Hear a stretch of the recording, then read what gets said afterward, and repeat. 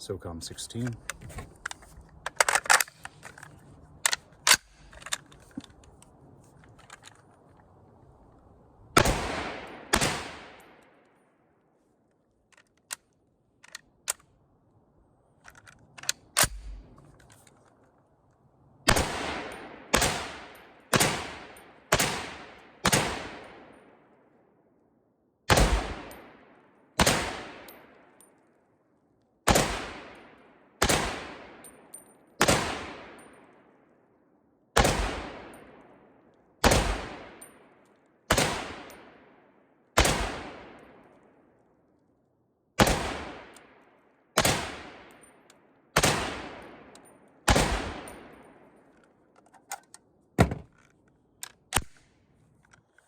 Not terrible, but had one round that just didn't want to feed.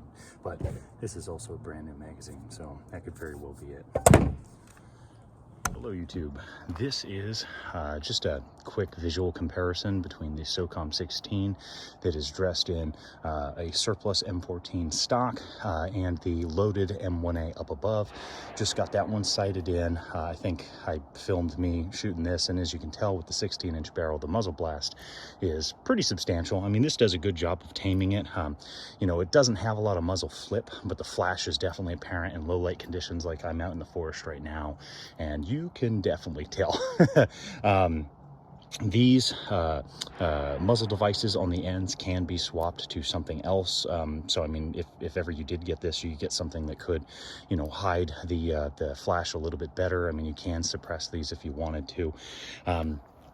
This is not the tanker model. This actually came with the black synthetic stock, the scout rail, and then the black upper handguard. And there was a time in my life where everything I owned, I was trying to place into wood or add wood grips, and I just think that this is a better look for these rifles. I mean, there's a whole bunch of chassis and stock systems for the M1As, but I just thought this looked cooler, and that actually predates their you know, tanker model that they came out with, what, a few years ago, TFB TV, you know, kind of covered. But I thought this looked good. I actually was inspired by Reed Hendricks, who had his, and I think he retained the his scout reel. I can't recall. He might have gone with the black upper handguard, but you can just get these online. I got this for a deal. I think it was like $50. Pretty good condition, M14 stock, but as you'll notice, it has this little cutout. This is just a space filler. That's all it is. It is a pseudo select fire thing, and all it does is soak up room here so that debris can't get into the action. There's a twisty one from, I think, Fulton Armory or something like that, and then there's this pseudo push button style, and I opted for this because I didn't want the twisty one to catch on anything. So this kind of came in handy, but you can tell it kind of moves a teeny bit because I think it's pinned in there. But you drill into the stock and then it soaks up the room. You know, in my opinion, if you were going to like hog hunt or something, I mean, this is an accurate rifle. You know, according to folks online, the shorter barrel has less barrel harmonics and muzzle, you know, barrel whip or anything like that because of the shorter, thicker barrel. You know, and you can outfit this with a myriad of different muzzle devices as well as optic mounts and things like that. It's just that I'm a fan of the longer, full-sized rifles. I'd say the advantages to owning the Socom or even the Scout Squad or Squad Scout, whatever the fuck they call it, the middle tier one that I think has an 18-inch barrel, this is a lot easier to store, a lot easier to transport, supposedly could have better accuracy. I mean, I was just plinking about, maybe 30 or 50 yards ish that way, and you know, I'm hitting tiny targets. One of the downsides would be the front sight. See how big that blade is, and then the rear sight is a ghost ring sight. Basically at roughly 75 or maybe it's like 90-ish yards, that front sight takes up the entirety of the target. But the cool thing is you can fucking swap the rear sight out, and you can swap the front sight out and go with something that's going to harness a little bit more accuracy. So front sights can usually cost a little bit more. The rear apertures, I mean, shit, you can find for like you know, $15 or something like that. So that's an easy fix. Other than that, you know, pretty good rifle. I have a personal bias with the longer rifles. Like my FAL that I want to get is going to be a full length. My Saiga 308. I mean, I happen to luck out. I would have bought the 16-inch, but I got the 21-inch barrel Saiga 308. My PTRs are all the 18-inch length. Set me is you know, the I believe 18-inch length barrel as well. I have an affinity for the longer style of like DMR setup rather than like a scout gun. This is actually on the chopping block. I'm looking to possibly trade it off, or, you know, make some money on it or something like that. I did work really hard to obtain this one. I traded an M1A 10 AK as well as saved my pennies back when I had my old job, and I worked really hard to obtain this one. So I kind of have a soft spot. The other unfortunate part is this is now like fully broken in, so like I can take it out just fine. The trigger pack can come out just fine. Other than that weird hang up with the magazine that was on film, this thing runs like a sewing machine now. I do suspect it was the very dry brand spanking new magazine. But other than that, you know, I have a preference for this, and so I traded a bunch of firearms to be able to obtain this guy. And you know, now that I'm kind of scaling down on some of the things that, you know, I'm not really super into, this guy's gonna probably go away to the right buyer or trader.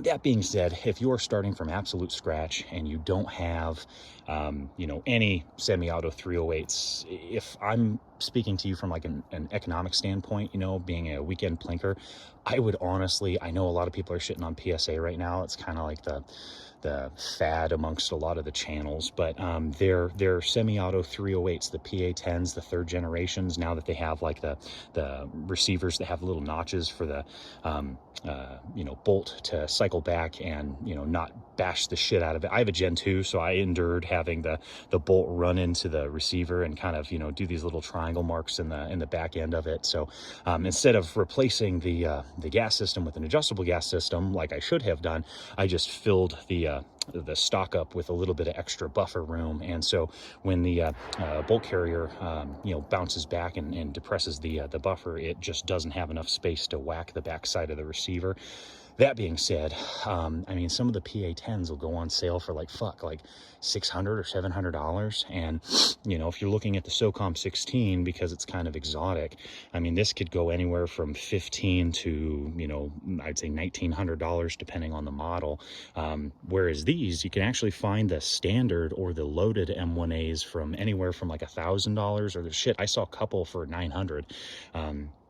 And, you know, up to, you know, if you have a really accurized, you know, match, whatever, you know, of course it goes way, way up in price, you know, upwards of $2,000 or $3,000, you know, if it's really accurized. But long story short, you know, if you get just the standard model, which this will do you fine for like a little weekend pleaking DMR kind of, you know, classic semi-auto 308 rifle, I fucking love these.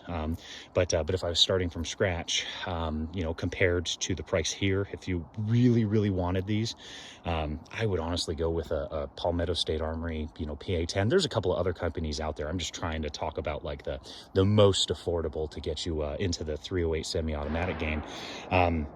You know, I don't regret owning this one. Like I say, at the time, I was really into the shorter scout rifles and stuff like that. But the muzzle flash, you know, if I take a new shooter out and they shoot this, there's a little bit more perceived, you know, recoil impulse, but also the flash kind of freaks them out. Whereas something like this, they can shoot all day long, and, you know, it's very comfortable for them. And, you know, now that I'm married and, you know, the social network is a little bit larger, you know, I like owning guns that other people are also going to enjoy, rather than just having stuff that's like, you know, a big fucking, you know, pig stick kind of thing. But other than that, I mean, it's not a bad gun. This could definitely be accurized. You could definitely throw an optic on there. If you wanted to change the you know, flash signature, you know, you could change the muzzle device out and be just fine. Other than that, the loaded or standard, I'm just going to say standard, but I don't mean the model. I just mean this particular style. The standard M1A and the Squad Scout have the same gas systems, whereas the Socom 16 has kind of a proprietary chopped down op-rod gas system to make this all work, but it works really well.